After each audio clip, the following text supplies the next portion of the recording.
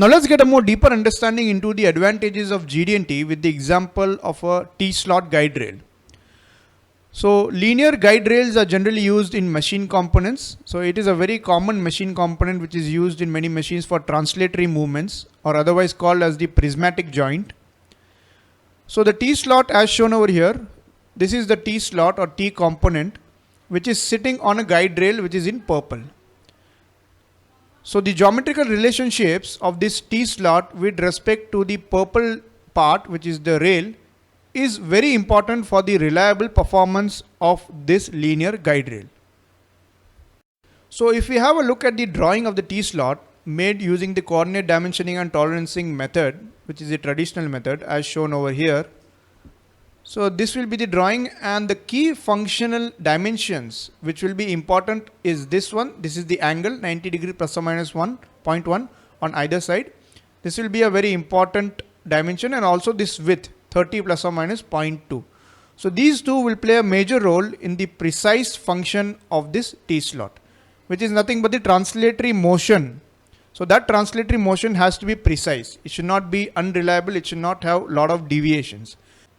So let us consider that for maintaining that functional performance, these two dimensions are the most important. Of course, there are other dimensions which are also important, but let us for this case consider that these two are the most important. Now let us consider the possible types of deviations from the true shape and position of the features for this T-slot. So this is one possible deviation from the true shape. So here this face and this face are at unequal level.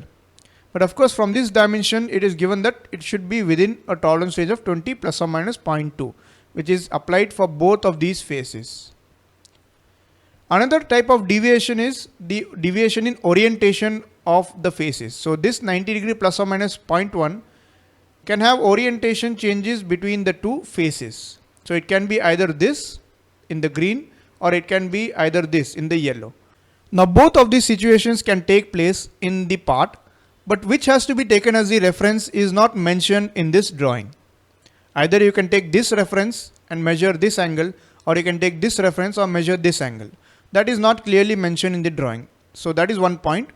Next possible deviation from true shape is shown over here. So this is when the center plane of this width has been totally inclined. So here the center plane is maintained. So here both the sides the inclination is equal. So the center plane remains there as per the design. Same case over here, but here the center plane itself is inclined. So this center plane inclination is not controlled explicitly in this drawing. So when it comes to functional performance reliability, this center plane slanting will be much more detrimental to the function as compared to this kind of slanting of the various individual faces. So any of these possible deviations of geometry is possible on the T-slot, and they will affect the functional performance and reliability of the part. But the drawing is ambiguous and does not give any information regarding these.